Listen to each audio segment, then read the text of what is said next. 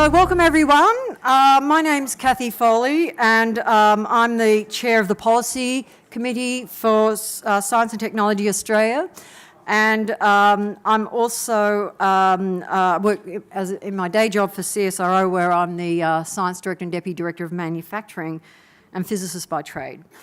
So we're here, final session, it's very exciting. I hope you've enjoyed yesterday and today. I know from my perspective it's just wonderful to see the awakening of everyone of just how the machinery of government, policy, public service all really comes together as the support team behind us to actually do the stuff that we do that hopefully makes a big difference in Australia and internationally. So, a bit of housekeeping first. Can I ask you to please make sure your phones are switched off to silent while you're in the theatre, but please keep on tweeting using the hashtag SMP 2017. And then if you do need to leave for a meeting during this session, can you please remember to just be considerate of others and go tippy-toeing around and be as discreet as possible.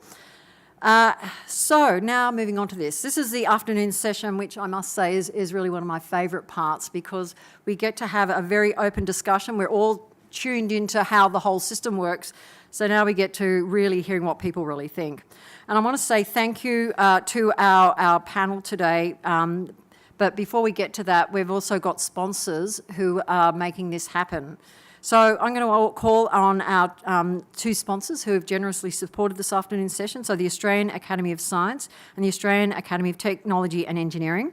And both these academies are generous supporters of Science and Technology Australia in many ways, and have both actually had a hand in establishing STA more than 30 years ago.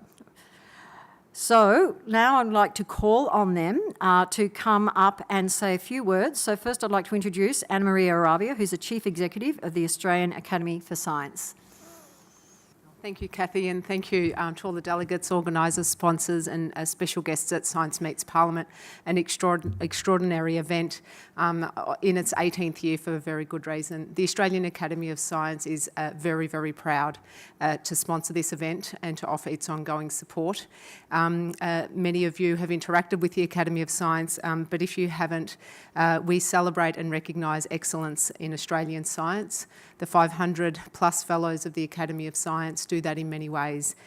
We have outstanding science and maths education programs in primary and secondary schools, support women in science through the SAGE program, support our early and mid-career researchers through the EMCR forum, and of course recognise and acknowledge excellence in science throughout careers and through the election of fellows to the Academy.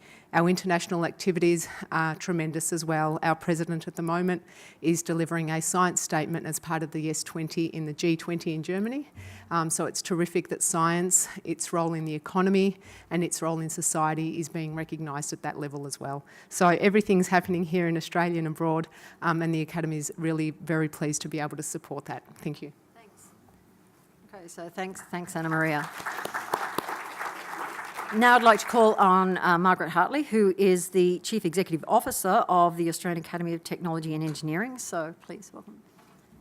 Thank you. I'd like to congratulate Science Technology Australia for organising a truly inspiring event called Science Meets Parliament, really important activities, and it's great to look out onto the audience and just see how many people have gone through yet another training program, if you like, an introduction. I also like to thank the parliamentarians who take the time out to meet our scientists and help them in that process, because it's the beginning of a lifelong, I'm sure, dialogue between science and also technology and engineering, as well as with parliamentarians, a really important connection.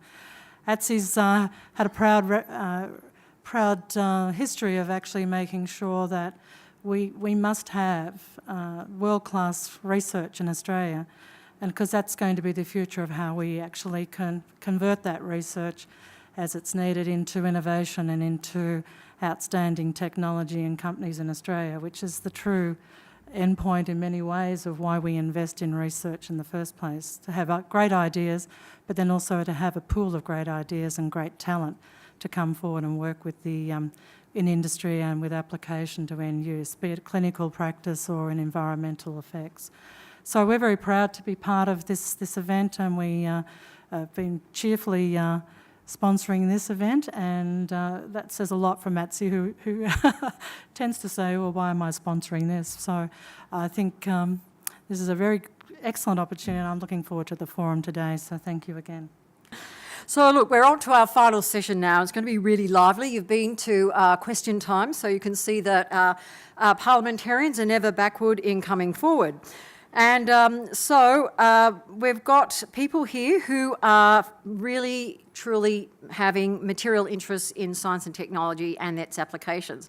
And I want you to join me in thanking them, first of all, because they're all really pretty busy people, as you've seen. We've learnt that you guys don't sleep, you don't have families, and you come here in order to do things to make our world a better place. And we're really, really grateful that you're taking the time out to be with us this afternoon. I'd like to first of all go through and introduce them. So first of all, I'd like to introduce Assistant Minister for Industry, Innovation and Science, Craig Laundy. So, hello, Craig. Or hello, Minister. Next, I'd like to introduce the Assistant Minister for Vocational Education and Skills and co-convener of the Parliamentary Friends of Science. So welcome, Karen Andrews. Next, I'd like to introduce the Shadow Minister for Defence and co-convener of the Parliamentary Friends of Science, Richard Marles. And I'd like to finally introduce the Greens spokesperson for Science, Adam Bandt. Fantastic. So now I'm not going to be running this. We've actually got someone who actually knows how to do this properly. So Di Martin is going to be the facilitator for this session. Now, she's recently been a political producer for ABC Radio's RN Drive show, and she's also worked with Frank Kelly and also Background Briefing, and has had a huge career in journalism. So now she's actually striking it out on her own, and I don't actually have her phone number or website, but I'm sure she'll slip that in somehow or other. She's there for taking your call if you need her help. But I'd like to welcome Di to take over from here and run our panel. So over to you, Di. Thanks, Kathy. Welcome to you all. I'm sure that the question that we're going to debate today has been on everybody's lips over the last couple of days. How can we get politics and science to mix better, especially in a post-fact world? In fact, I was just having a look at a Scientific American article that's just been printed about the war on science. It seems a bit grim, but here we have the people who can help us wend our way through this apparent minefield. And if I can start with a general question to you all. First, we need to know a little bit more about your personal interest in science. If I can start with the two co-conveners of the parliamentary group, please. Richard, you're on the end, you may start. Well, I have a science background in terms of my academic background. I did a science degree at Melbourne University. I did a law degree as well, and my science degree was in pure maths. So that's kind of why I've had an interest in science. I did sciences throughout school. It was kind of the thing that, I felt I was much better at that than humanities. And so I guess if I was to describe my identity, it has always been as a science student, much more than a law student. And I guess whilst I've never worked professionally in science, coming into politics, one of the things that became really clear to me, and I think it's something that Karen and I, a view that we share and why we have ended up doing what we've done in terms of co-convening the Parliamentary Friends of Science, is that the profile of science within the discourse in this building is not what it should be. And that's not said in any partisan way at all. I'd say that very much as much about the Labor Party as I would about any other party in here. We talk about a lot of things in this building. We talk about a lot of economics, and that's as we should. But when it comes to science, and you all went to question time today, that's a good example. Rarely do we see a question asked from either side of politics, and indeed from the crossbenchers, around the question of science. I think we need to raise the profile of science in our discussion here. And I guess that has been a particular passion for me, and I know it's shared by Karen. I suppose the final answer to the question is Craig's position as the Assistant Minister for Innovation and Industry and Science is a role that was in fact the first role I had in executive government. Karen shared this role, so the three of us have all done it. I felt like when I actually really loved the job. I felt like when I was doing it, I was Australia's chief science tourist. But it made me realise, again, how much of a public endeavour science is. I mean, it's a private endeavour as well, of course, but it is a serious public endeavour. And so decisions that we make in this building, whether we know it or not, actually have a really big impact on science. And I guess that also was something of an awakening for me about how important it is to answer the big question you've asked, and that's how we get science and politics interacting better. Karen.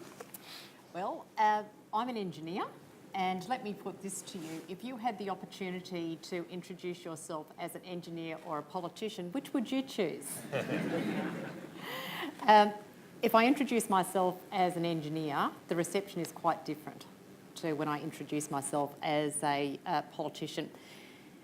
Having started my working life as an engineer, and I guess it's at school always been interested in the maths and the sciences, but particularly the maths, it was a very easy transition for me to go through into engineering.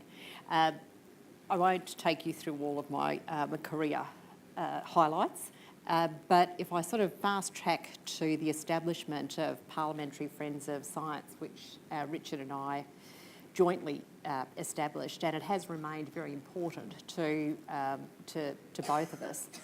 The reason behind me wanting to do that was that I've always valued the input into decision making that the science community can make.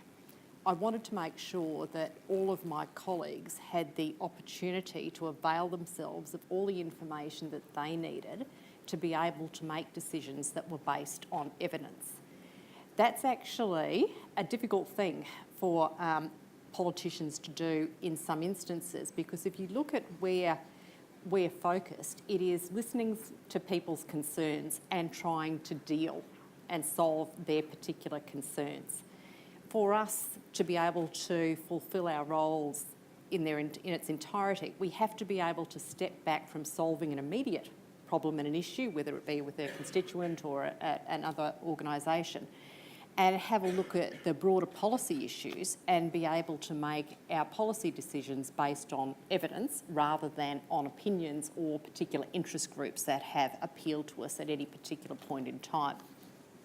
Friends of Science has been very valuable in being able to bring together our colleagues to talk to them directly and give them some information. A lot of it's background information, but it's highlighting to them the value of science to our community, our national community, and also where they can go to get support to make decisions into the future. We will return to the question of your activities with the parliamentary group and how it has been helping here in Parliament House, but if we could turn to Craig Laundy. Now, you haven't had a science training. Oh, there you go. Yes, you are. You're on. So far you've had a lawyer and a scientist and a politician, a scientist and a politician, engineer and politician. Are you a lawyer?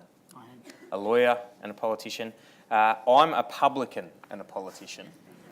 And new into the role, which Richard's right, I've found extremely interesting and exciting.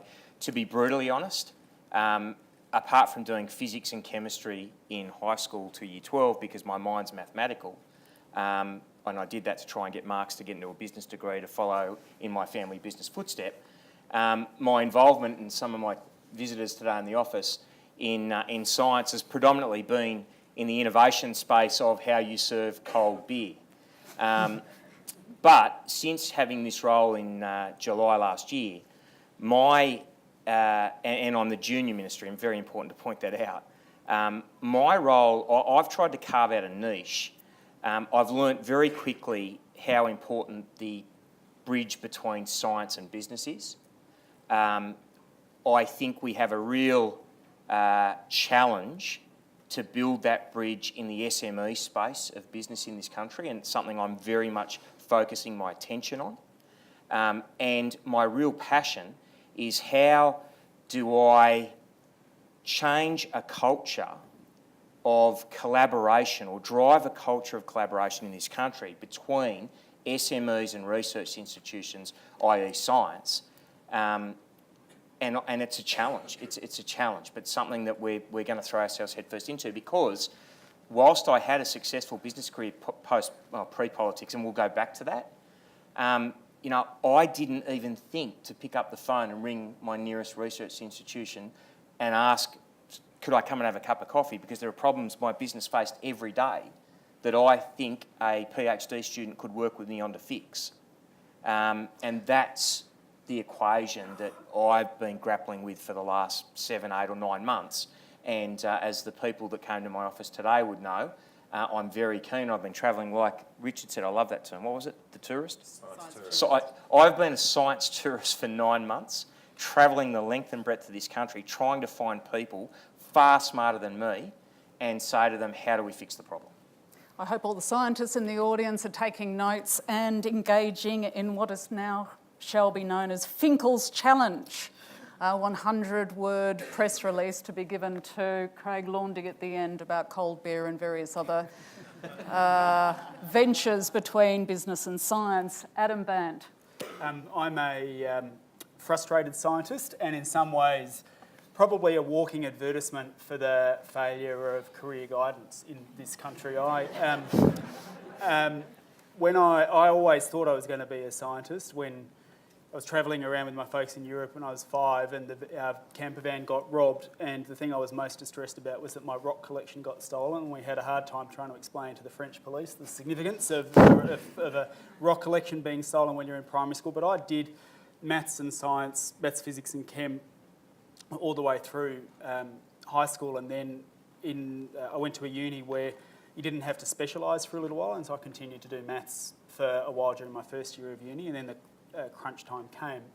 Do I do science and maths, or do I go and do law? Because I was interested in both, and went and sought advice, and people sat me down and said, oh look, if you want a good generalist degree, you go and do law. And so part of my challenge, I think, and part of the reason I'm doing what I'm doing, is that I think we need to get to the point where someone who's in my shoes gets told, oh, actually, if you want a good generalist degree, you should go and do science. And that's kind of part of the mindset I think we need to get to. My personal challenge, I guess, here in this place is to get to the point where no politician or government ever wants to cut the science budget ever again because they're worried that they'll lose their seat over it. And I think if we get to that point, that will be a success. And I guess just lastly, for me, politically, in the Greens, people often think, well, Greens, what do the Greens have to say about science? We've got a charter that underpins us, and I just want to very quickly just read you the opening words of it because it's important. We live at a crucial time in history. Never before have we had so many answers to the problems that have dogged our developing world. Solutions now exist that could greatly decrease the poverty, hunger and ill health of our fellow humans, and we now have technologies to reduce and repair much of the ecological damage to our planet. And that, for me, is sort of what motivates me and why I fought to be our science spokesperson. Okay, terrific. Now, that's the only nice questions I'm going to be asking you. From here on in, we go straight to the meat of this topic. Now, if I can start with, first of all, what have you learned, Richard Marles, from the 2 days? I mean, obviously, delegates have come here to learn about Parliament, about the political process, but what have you learned from them? Well, I had 3 wonderful delegates meet me today, and I'm sure they're here. So, Trina, I can see. Well, so let's start with Trina. Trina is at James Cook Uni and is the head of computing science and ICT. Trina's research area is on the application of artificial intelligence to large pieces of data that you can be obtained through the internet. And I must say, when people talk about artificial intelligence and how it works, I'm often a bit confused about what that means. But I learnt a word which I think I've got, ontology. I think I've got it there. But it's basically setting the background by which the context by which artificial intelligence interprets data and therefore comes up with findings when you set it loose on that data. That was interesting. But what Trina also then spoke to me about, coming from Townsville, and Trina's a Townsville person, is about I guess the pursuit of careers in ICT in regional Australia, and how the NBN is operating in that way.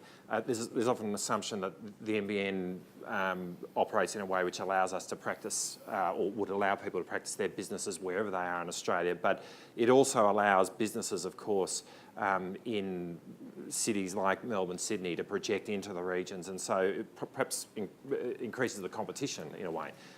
That was interesting. Hua is, there's Hua. Hua works for a startup based in Lane Cove, which is looking at a kind of new gen barcode technology, which is a kind of nano version of it, where the information is contained in the way photons are emitted from the barcode, which enables you to actually have a much smaller barcode on a whole range of inventory, and a much greater amount of information contained on that. But it was interesting listening to Hua about his experiences in trying to get that startup up, and I'll come back to a sort of a broader discussion we had. Richard, if I can move the discussion along a little, can you talk about what you have learned from people at Science Meets Parliament about how you can do your job better, rather than individual discoveries? Well, I suppose the thing about that is, though, I think it is important for...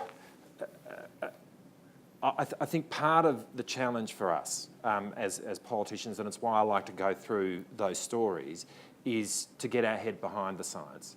Part of what, and we had this conversation, and Modi,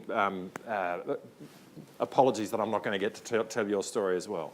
The interaction between science and politics, I think, at its heart, the problem is that the science literacy of the building means that too often, or the lack of the science literacy in the building means that too often politicians are wary about going into the science of a particular issue and seeking to explain a scientific argument.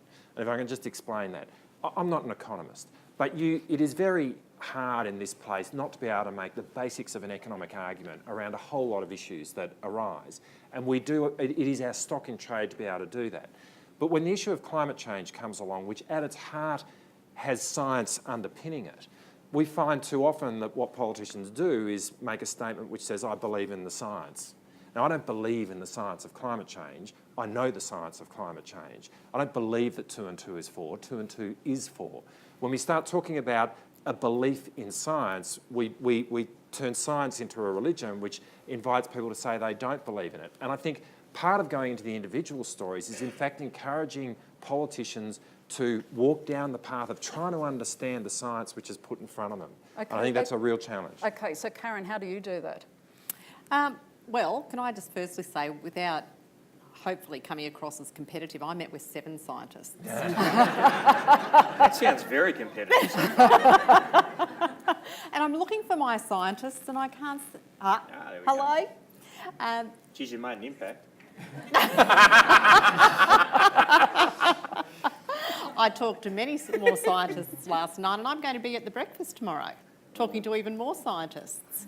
So, and I do that because one of the things that I get out of Science Meets Parliament is an opportunity to broaden my network. So when I've got something that I need some input on, some advice in a particular area, I'm developing relationships with people that I can actually go to get information from. So that's what's vitally important to me. One of the things that did come out of the discussion today is particularly a discussion about commercialisation of research and building the connections between researchers, scientists and industry, and what the processes might be to be able to broaden the scope. And particularly to address the concerns that scientists might have, that they don't want to go near the money, they want to remain pure. However, there are some opportunities for scientists to work directly with industry and engage, and I'd like to work with the science community even more to develop those linkages. So for me, that's what I got out of today and yesterday. So, Minister, you were talking about building bridges between business and science. How to do that? Have you got any clues from the participants? That's what I got out of today. So I met with Melanie, Francine, Brian and Russell and listened to, and this is the key for politics, we've got to listen. You don't learn, my father's always said to me since I was that high, you don't learn while you're talking. We've got to listen. And I agree with both Richard and Karen. The Richard side of the story for me is, I understand it better if I listen to your stories, but B, I sell it better on your behalf. Yeah. Because, we have a job as parliamentarians to advocate for what it is you do and the benefit that it provides our society. And not being scientific, I need your stories. And I got 4 more today. I also agree with Karen, I got 4 more friends today. And there'll be 4 more visits, like Richard used to do, on my scientific tour. Because, and I asked very pointed questions on 2 fronts. How do we build the bridges to SMEs and listened, but also about how do we, and this was one of the underpinnings of the science statement today, the 3rd pillar, how do we enable science by setting institutional arrangements that shape the science system? And we had some very interesting discussions because, like Karen said, there's this mindset, and I had a uni in Melbourne actually use this term, that when you jump from science to industry, you are going to the dark side. That was the term that was used. I want to try and break that barrier. I want everyone in this room to earn millions of dollars commercialising their science. Why? Because we're bloody broke. We need to put, and when you do it, I'm going to have a hand right in your pocket. Yeah, taking whatever I can off you. And this is our government. We need you to value add, not just to quality of life and everything else. We need you to make a quid. That way, we all benefit from it.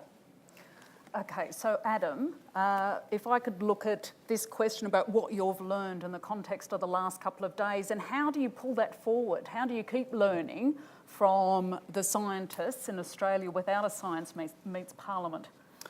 It's one of the things that I learned was that curiosity-driven research or fundamental research, or people call it different things, is probably under significant pressure in Australia, probably. Because it doesn't pay. Well, there's increasing, I heard today about the rejection rates of what would otherwise be good grants to NHMRC, and I think it's pretty much the same in the ARC. Like the number of worthy applications that are being knocked back is just growing and growing and growing, and it puts really significant pressure on people who are, and also people are spending an enormous amount of their time writing grant applications and living from year to year or 2 years to 3 years. And I think that in that context, my sense certainly was that actually kind of everyone who's working in this area really does want to make sure their work turns into something prosperous and are asking how they can do it. But that they're also, in order to have those discoveries in the first place, you need the fundamental research to happen as well. And I think there's a real danger that to make sure that we preserve that. And I guess the second thing that I learned was that a lot of people really are making and want to make Australia their base to continue and do their research and hopefully go overseas and learn from overseas and come back. But that part of what we've got to do is actually make the ecosystem or the environment a secure one where, a scientist or a researcher is able to go and get a bank loan and not have the manager say, oh, well, you're subject to 1 year or 2 year or 3 year grants, why would I give you a loan? And when other countries are making that environment much more supportive. Okay, look, I'm going to ask if you have a question at this stage of the debate, and I'm just about to go on to funding, please raise your hand. We have microphone folk at the side of the stage. They will run you a microphone. So we have one just in the blue top, if we can take a question from the audience. You've talked about getting SMEs to engage in sort of research questions, but what about technical expertise, for instance, cybersecurity for small businesses? Yeah. And this is directed to the Minister? Look, absolutely, and we actually spoke it was, I think it was Russell in my group. They ran a hackathon and they engaged with a whole heap of local SMEs, got them to come in, frontline their systems, open them up to hackers who would then provide advice on how to make their systems safer. One of our growth centres, we've identified 6. The one coming online right now is cybersecurity. So we've identified this as a real space, an opportunity for us moving forward, and funding is starting to flow from us. It is the last of the growth centres to come online, granted, and it's happening absolutely as we speak. But if you look at the first growth centre that came online, Fial, in the agriculture sector, there are already some fantastic results flowing, and they've got the benefit of having been around for a while. So, we've got a bit of a blueprint, and the growth centre operators and bosses have been working with Minister Sinodinos and I, and cybersecurity, you're right, I think is a real opportunity for us moving forward. And already research institutions doing a lot. I mean, we did a hackathon, we've done 2 since the first National Innovation and Science Agenda.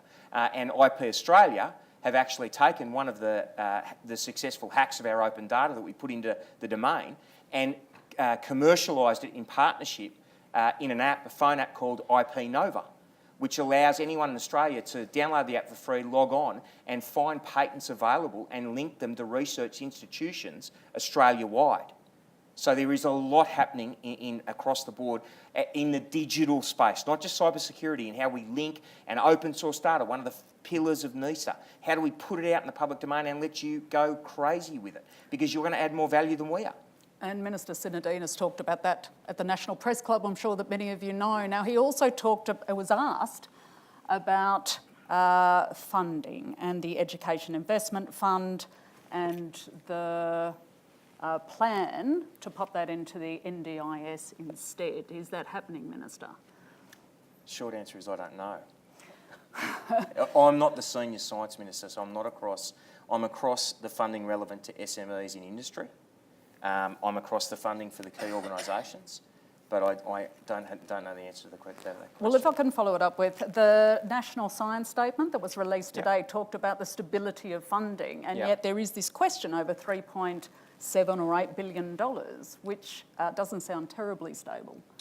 Look, one of the pillars of NISA and the science statement today is to acknowledge that, and the vision of started in NISA and continuing today, is to look at, for example, the 2016 infrastructure roadmap, which we're considering right now, the 2020 plan, the 2030 vision. You're talking about increasing, and one of the problems with political cycles is they're short, and you get competing agendas and changes in position. But the funding that we have, for example, in the National Innovation and Science Agenda, along not just with those growth centres, you've got $500 million in Biomed Translation Fund, $200 million in a CSIRO fund. I see Keith up here from CSIRO, Lab 22 at CSIRO, empowered to commercialise the science being spun out of the CSIRO. But there is a lot of emphasis on infrastructure and stabilising that investment on infrastructure. And there are a lot of commitments that are being made. Yeah, well, yes, there are. The square kilometre array, the synchrotron, which has been handed over to our major sponsor, Anstar. And will it be done on a case-by-case basis then in the future, rather than having a fund like the EIF? No, that's what the roadmap's for. That's what the infrastructure roadmap's for. It's being done. So instead of ad hoc, which is not what we should be about, this is about long-term vision and planning. We're considering, in that infrastructure roadmap that we are considering as we speak, we're looking at, and we're currently, as we coincidentally, looking at our role in space. We're revisiting the space provisions that were last looked at 17, 18 years ago. So there is a lot of long-term thinking happening as we speak on the infrastructure side right now. So can you give any kind of assurance to the audience and to the scientists here that the infrastructure spend is not going to decrease as a result of these EIF funds going into the NDIS, if indeed that is what's going to happen? I think our track record should give that assurance. We have since, in the first NISA 1, committed to the square kilometre array and the synchrotron. We have committed to a long-term look at infrastructure and what we need in this country, which is happening. I mean, the report was passed to Senator Sinodinos 2-3 weeks ago. So it's happening absolutely as we speak. Karen Andrews, just on the question of the national statement, there was an emphasis placed on getting more women into science. How do we do that? What is the best way forward? It's been a goal for a long time. Look, you know, it has been, and when, and I'm not going to give you a long answer to this, but when I was, well, at school actually, I went to a boys' boarding school that also took on day girls, which was good, but we were in the minority, very much so. Being in a very male-oriented environment has almost been the norm for me since grade 10 and above. When I went to university, I was one of 2 girls in my engineering class, both called Karen, actually. And so we were actually the first 2 women to graduate from QUT Mechanical Engineering back in 1983. And when I look around, sadly, not a lot has changed. So the stats aren't that much better. In engineering, there are parts of science that have increased their female percentages. So biological science being one of those areas has improved. It's nowhere overall near where it should be. I think that the answer really comes from 2 parts. One is that I think businesses need to see that they have to balance the gender, because if they don't, they are missing out on some key players. How do they see that need? Oh, that's one of the most difficult ones. But when I was a science, well, I've been a science tourist all my life, but when I was the assistant minister, and I used to go to businesses and they used to fall over themselves to tell me how well they were doing with recruiting women. And I just used to say to them, so why do you want more women? You know? And it was interesting to get the responses, because they were sort of a little bit taken aback, because they thought, well, because we have to recruit so many women and that's our target. And I encourage them to really think deeply about, you know, why do you want to do that? Because no female, I'm sure, wants to be just a token. We actually want to be there because we're valued and we have skills that are going to contribute. So I just don't want to be someone's statistic. So what I was trying to get industry to think about, and the stakeholders that I spoke to, is what they believe they're missing in their business by not having more females as part of their boards, as part of their very senior management. And they actually, a lot of them started to understand that broadly across Australia, we do have a skills shortage in many, many areas. And if they're going to target getting the best people, they actually have to draw from males and females equally. If they're just drawing from males, they are not getting the cross-section of skills that they actually need in their businesses. I can give that message myself. My colleagues here can give a similar message. You can give that message. We actually have to get businesses to understand that it's an investment, it's not a cost, it's not just a tick the box thing to have women in there. The other part, just quickly, is that we actually need people going out, talking to kids at school, being the role models that they need to demonstrate that we are working in an environment where males and females are equally valued.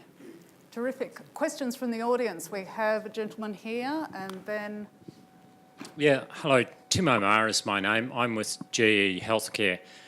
I have the fortunate career of working in universities, medical research institutes, hospitals, CSIRO, and now in a multinational.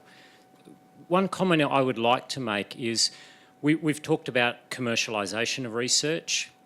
It is easier now than it has ever been. So to some extent, keep doing what you're doing.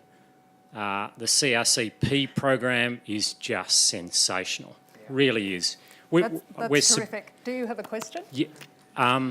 Yeah, I do have a question, and that is, we think about infrastructure for research, but for some reason we neglect the people. For some reason we like cutting ribbons on shiny bits of equipment and buildings, but then when we walk in those buildings, there's no one inside them. So let's not forget that, and I wonder how we're going to address that.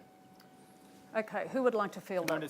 Yes, Adam Bandt. The indirect costs of research is something that is woefully underdone and attention is not paid to it, and it hasn't received the boost that it needed to. We went to the elections specifically with a policy saying, well, here's where we'd find the money to boost up the indirect cost of research, because people are just getting stretched and stretched and stretched, and I don't think there's quite an understanding amongst the broader community, probably not in Parliament, about the consequences of that.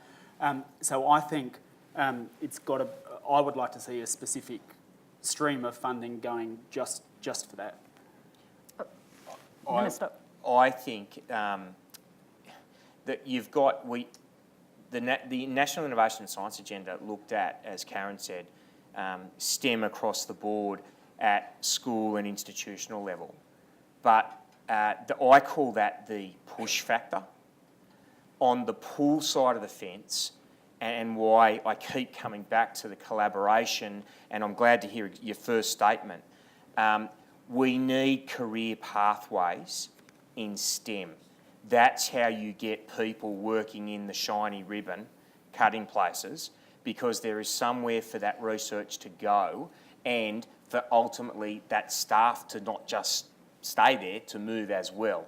So it's a pathway, and I think you can say as much as you want, we want women in STEM, as we should, but it's a lot easier too if you can show a career pathway and make it something that people want to, the goal at the end of the line they want to get to.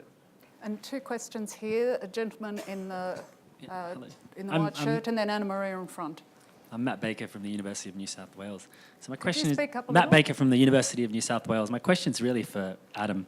So I'm personally like a Green voter, but one of the things that makes me most uneasy is the Greens policy on genetically modified organisms. For example, part of the platform is transparency and strengthened regulation. But for those of us who work with gene technology, there is already very strong and very arduous regulation that we have to go through.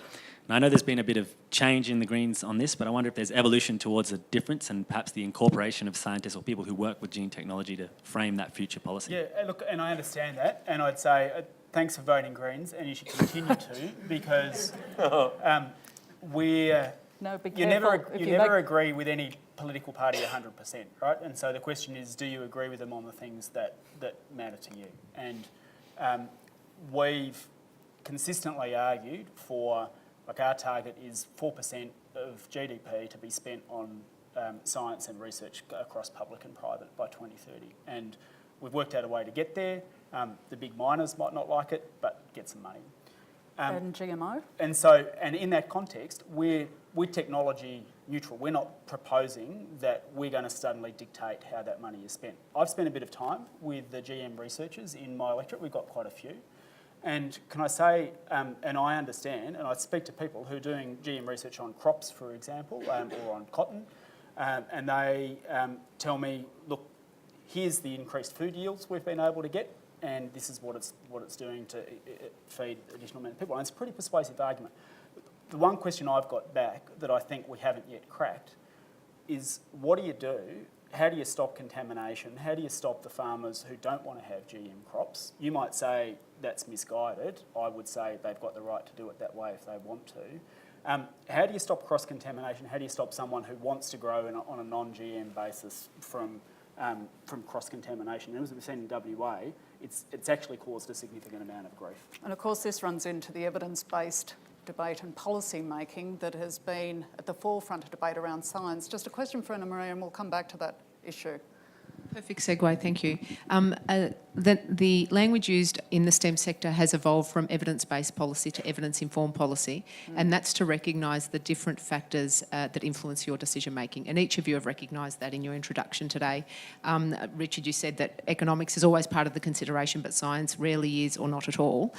There are mechanisms around the world to address this problem. In the US, they have things like congressional fellowships where scientists sit in Congress. The UK, New Zealand, Israel have chief scientists in every department. There are the Parliamentary Office for Science and Technology in the UK provides a really a brief snapshot of the scientific evidence base for legislators such as yourselves. Would any of those be appropriate mechanisms in Australia? And if not, what would be? Karen, if we can begin with you, please. In terms of evidence-based versus the evidence-informed, I take your point. And chief scientists on that. in key positions. Look, absolutely. I'll put my pitch in now. I think that we should also have a chief engineer so that we're looking also at the applied sciences. I would be very comfortable in building the status of the office of the chief scientist and a chief engineer to make sure that what we are doing is getting the support that governments need, in particularly the key areas that we discuss at the moment, getting that information out and made available to the general public, but particularly politicians. So I'm actually quite supportive, in principle, of that happening. And what about you, Richard Marles? Look, I think that all of those are good ideas and take us in the direction that we need to go. I think the more that Are you willing to commit to any of those? Oh, well, I mean, it's... Well... Would you like to see a chief scientist or somebody who can help guide evidence-based or informed policy making within government in those different departments? Yeah, look, I mean, I think the more that we are infusing our public policy with science and technology, the better. And the more that we are getting politicians more comfortable in talking science and being able to make arguments around science, the better, irrespective of whether they have a science background or not. I mean, my basic point is that the level of the scientific debate in the public discourse, in this building, but in the public discourse, needs to be raised dramatically. Because until we do that, the sorts of hopes that Adam has, and which is a great aspiration, that you know, if people feel like cutting science is going to lose their seat, I mean, we're not going to meet those aspirations unless science finds its way into the public policy dialogue in a way that it just isn't at the moment. And I think all of those mechanisms take us down that path, and I'm aware of what happens in Israel, and I wasn't aware of the congressional exchanges, but they sound like a great idea. It's not for me to make that commitment here and now. But we would love you to. Yeah, but I'm not the right person to make that. It's not my job, but and forgive us, we play for teams, so there's someone else's job that is to do. But I mean, I absolutely think that's the direction that we should be going in. Craig, can we understand the Minister's comments at the National Press Club that we will be seeing scientists in key departments helping to guide and inform that policy making?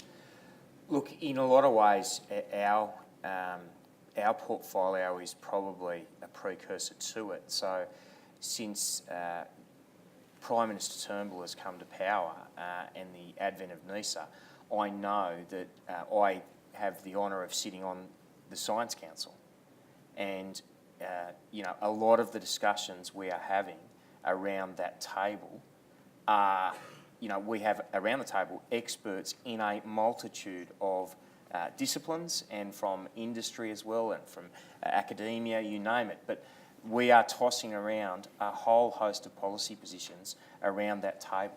So in a lot of ways, I think it's already started. You know, since, well, definitely I've been in the portfolio for 7 or 8 months, and I've found that council invaluable as we work on NISA 2. Can I be a bit...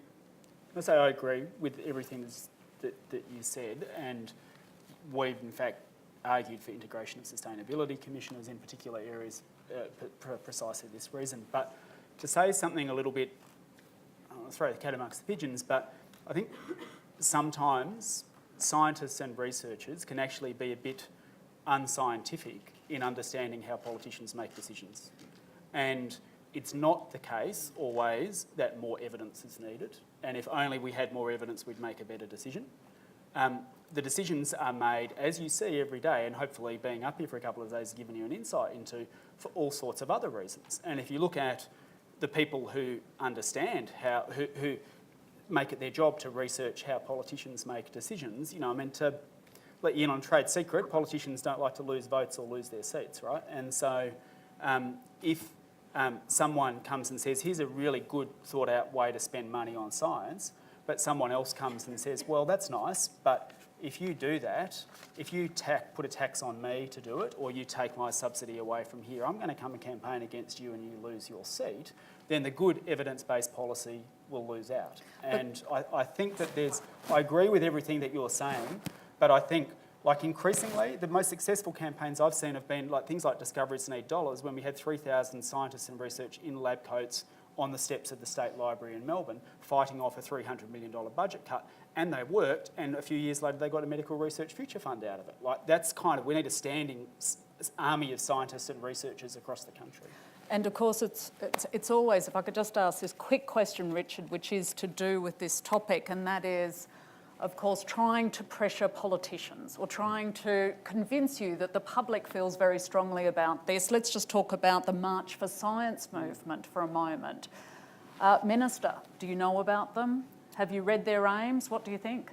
I know about them. I haven't read their aims or policies. Do you want me to quickly run through them? Go through it. Okay, so the March for Science folk sound amazingly like your national statement. Universal literacy, I beg your pardon, open communication, informed policy and stable investment. So that all sounds quite sensible, doesn't it? It sounds sensible and sounds like the direction we're attempting to move. So you wouldn't mind meeting with these folk then? My door's open.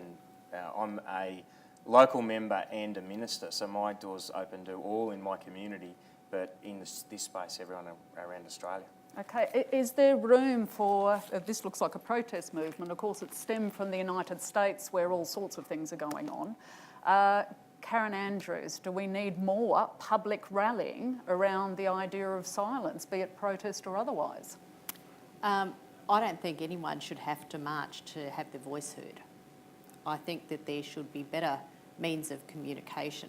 So if people feel that the only way that they can get a message through to politicians is by marching or staging protest, then I think there's a fundamental flaw in the way that we communicate.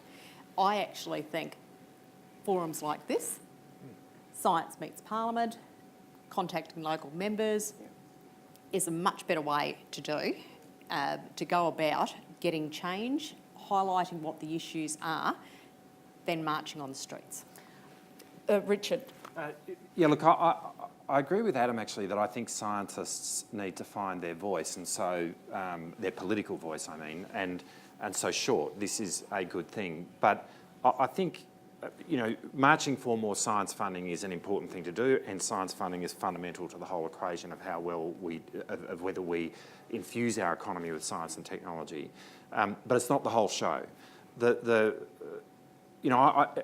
I've talked a lot today about the need for politicians to become more familiar with science, but I think scientists need to be more ready to get their hands dirty and get involved in political debates. I do actually think that in relation to climate change, I feel like climate scientists actually went missing after a while. That the sort of voices that we needed to hear on that topic from people who actually knew what they were talking about went missing. And I think there is a responsibility on the part of scientists. Got sacked from CSIRO. Yeah, well, I don't think that's right, actually, in terms of the government of the day that was trying to put in place the carbon pollution reduction scheme. No, I know, but even then, scientists were not keen to get involved in a political debate because somehow that was a bit dirty and not what scientists do. Scientists present the facts, give the reasoning. The public debate's up to politicians. Well, actually, no, public debate's for everyone, and I think scientists need to play their part there as well. I mean, the GM comment was, I think, a good one. There is populism all over the place which distorts public policy, and we are not going to get evidence-based public policy unless scientists find their voices in each of these debates. Doesn't this rely on leadership from this institution? Well, yes, and so, like, I've spent most of what I've talked about today being critical of politicians, but it's not a one-way street. No, Scientists actually need to play a role here as well. And as I said, I've talked a lot to scientists about why don't you speak more on this stuff? And there is a sense of, if we get up on a stage and have to debate some lunatic, then we're giving credence to that view, and I don't want to do that. And you think, well, but we don't get a leave pass from that. You know, what we do every day is getting up and having to debunk stupid ideas or argue our case, and scientists need to do that as well. You know, scientists participate in our society as well, and it is absolutely critical that when your area of science finds its way into a public debate, that you're engaged in making the debate. I mean, that's not a radical proposition. And I don't think science gets a leave pass from this. So why I think the March for Science is important. We've been in touch with the people in Melbourne, and we're actively encouraging people to go. People, the population, politicians, don't expect scientists and researchers to take to the streets. And so when it happens, it's actually incredibly powerful. It's like there's, I think, a sense that it would take a lot to provoke a scientist and a researcher to stop doing their work and to come and take to the streets. And so if they're doing it, the issue must be important. And so I think, especially now, for the reasons that Richard has just said, the rise of the populist right and the anti-science trend and so on, I think you can't underestimate the impact that it will have on the broader society for doing things like that. Yes, more needs to be done, but it's actually quite important. But also, I'm not sure whether the question was, an attempt at an ambush. Not totally. Yeah. But, I mean, if you find your local MP, I mean, you've seen today, you've had a snapshot of what we do every day. I mean, I walk for refugees. Why? Because I was invited to, and I bloody well believe in refugees. Okay, now, if you invite us to things, so if you invite me to the march, whatever, but you can't, you got to, Richard's right, you've got to engage. And, my advice to you, and I had a breakfast this morning talking about advocacy, my advice to you, you all are constituents in your relevant local seat. Go and knock on the door of your local MP and introduce yourself and explain what you do and why you think it's important. It's not just these 2 days, and I know you don't think that either, but there's this perception in the broader community that, we're tough to engage with. And I know the people on this stage are not like that. We're out and about, we're community advocates. So invite us to the march and, say, can we come and have a coffee? And yes, I'll have a coffee. Just to clarify, I'm not a representative of, no, that's right. of March for Science, but I am interested in the concept of leadership from all of the major parties and signalling to the public that science is important, that science is a part of the policy. Policy making is important. Now, we're just about to run out of time. If I could ask you just briefly for a very quick observation on whether, in 10 years' time, as we often do in Australia, inherit what's going on in the United States, are we looking at a war on science? And what is a clear idea that we can all work towards to avoid that happening? Richard Marles. Well, I certainly hope we're not going to face a war on science. I don't think we will, but I suppose the clarion call for me is simply this. If we don't infuse our economy with science and technology, then there are countries within our region in East Asia who will and will surpass us. It's not that this is important. It is the single most critical challenge in terms of microeconomic reform, in terms of this country maintaining its standard of living in the second half of this century as we had in the first, is about infusing our economy with science and technology. It is the whole game, and that's what we need to make it. And Karen Andrews. No, I'm actually committed to working towards building our science and technology base here. Right. I say no as well because I have, you're talking about the rise of populism. I just have so much confidence in the leadership, bipartisan leadership of this country, not to allow that to happen, but also the, faith in the community. I've just got faith in Australians. I don't think we'll get to the US. And Adam Bandt. I think will be a success in that time if the science budget is as sacrosanct as the defence budget. Please thank our panel. There's an overlap. Massive overlap. Adam Bandt, the Green spokesperson for Science and Industry, the Minister, Craig Laundy, Minister Karen Andrews, and Richard Marles, Shadow Minister for Defence. And thank you, Di. That was fantastic. I think we could have gone on for another couple of hours. That sort of quality of debate is really fantastic. I also hope that all of you realise that all of us who work in the science industry or the science sector is actually part of a much bigger ecosystem. I know everyone hates that word possibly used in that context, but it really is, where we all rely on each other to be able to participate in order to actually get to where we want to go as a nation, in our place in the globe, in the world. So we've come to the end of our formal part of our program, and I know you're all keen to go and continue this discussion. The 4 committed parliamentarians here are going to join us outside, and the Parliamentary Friends of Science. So we're going to have Richard and Karen as our hosts, I guess, for the next section, are hosting a cocktail party as a farewell function. And just before we close off, I hope you've really gone away, or will go away, with an enrichment of seeing just how we all are very important in what we do. Every bit of work that we all do is a part of that big piece of work that's needed to really progress the way we understand the world and how we can translate it into something that has impact, whether it's in sort of an environmental aspect, or whether it's actually boosting SMEs and making manufacturing great again. I'm not sure if you're allowed to say that, but it's... But the thing that's really important is that our parliamentarians realise how important we are. And I think it's really important for us to also recognise that this is done by Science and Technology Australia, which is a organisation that represents 60,000 or 68,000, I'm not sure what the number is these days, researchers and scientists and technologists across Australia. And it's done by memberships of professional societies, and every one of us can be a member of our professional society, and every one of us should be a member of our professional society, because it's the professional societies that provide the peer review, the conferences, the situations like this where we're able to join in and understand exactly how it all works. And we really need you to be part of that, to join up. I'm a former president of both the Professional Society and STA, and it's something that's really, really important. So that's one of the things I hope you'll take away, is your role to be part of it. And also to say thank you to STA for organising this. Kylie and her team, if you're here, I'd love you to stand up so that we can all give you a final round of applause. So probably out there, so...